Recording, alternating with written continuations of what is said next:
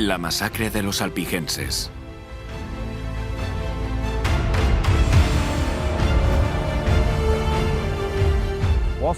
Mientras los valdenses vivían en la ladera italiana de los Alpes, había otro grupo con una fe similar en la ladera francesa.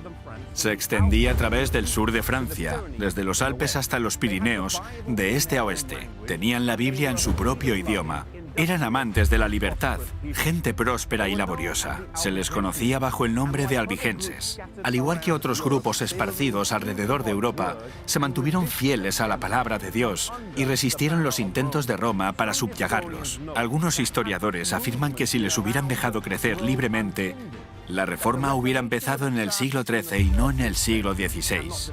Y su centro hubiese sido el sur de Francia, en lugar de Alemania. A principios del siglo XIII reinaba el Papa Inocencio III, aunque era de todo menos inocente. Vigilaba el panorama territorial de la Europa de aquel momento y decidió que estos grupos, aunque pequeños, tenían que ser exterminados para poder preservar la Iglesia romana. Emitió un edicto por el que autorizaba la matanza de estos creyentes.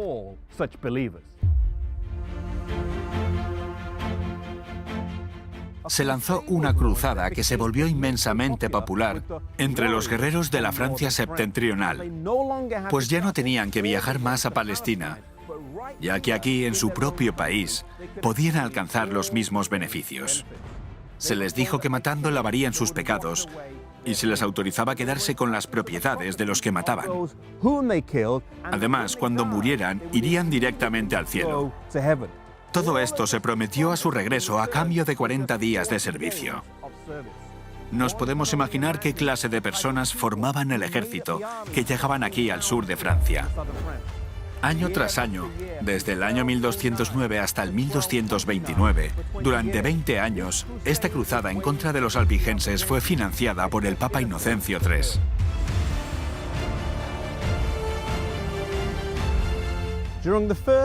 En la primera etapa, los cruzados atacaron y conquistaron la ciudad de Toulouse.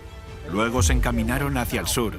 En julio de 1209, a la ciudad de Béziers, los cruzados se reunían alrededor de una ciudad en gran número. Antes de que hubieran fortificado el campamento, los de la ciudad salieron y atacaron. El ataque fue en vano, pues el asalto fue repelido. Mientras se apresuraban a volver a la ciudad, los cruzados se mezclaron con los ciudadanos, entrando en la ciudad antes de que se cerraran las puertas. Ahora tenían un problema. ¿Qué iban a hacer? Había cruzados católicos en la ciudad junto con los albigenses.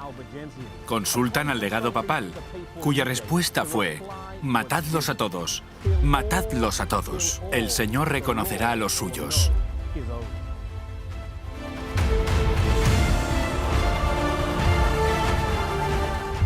La historia registra que la sangre corría como el agua, pues todos los que estaban en la ciudad fueron asesinados brutalmente. No escapó nadie. Incluso los que buscaron refugio en la iglesia fueron masacrados. La población de la ciudad en aquel momento rondaba los 15.000 habitantes. Pero ese fatídico día, los historiadores calculan que había alrededor de 60.000 personas, ya que gentes de los pueblos y ciudades vecinas habían venido aquí en busca de refugio. Después de la matanza, antes de irse, incendiaron la ciudad, quemándolo todo hasta los cimientos. Ninguna casa quedó en pie. Nadie escapó con vida. Otras ciudades y pueblos de la zona acabarían igual, sufriendo el mismo espantoso destino.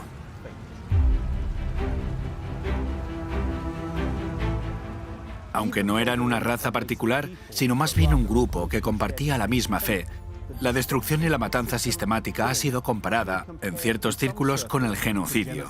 El prestigio del papado se vio muy mermado al extenderse las noticias de la masacre por toda Europa. Aún así, los albigenses no fueron borrados del todo. Una pequeña parte de ellos se mantuvieron a lo largo de los siglos.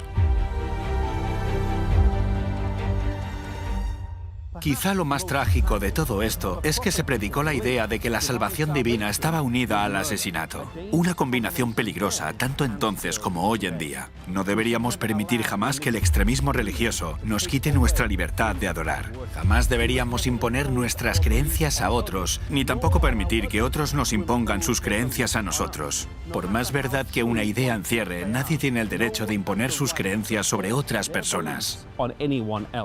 Hay una cosa que Dios nos ha entregado y es la libertad de elección. La libertad de amar a Dios en respuesta al amor que Él nos ha dado. Seamos amables cuando compartamos nuestra fe y nuestras creencias, dando a los demás espacio para tomar sus propias decisiones al ser guiados de forma individual.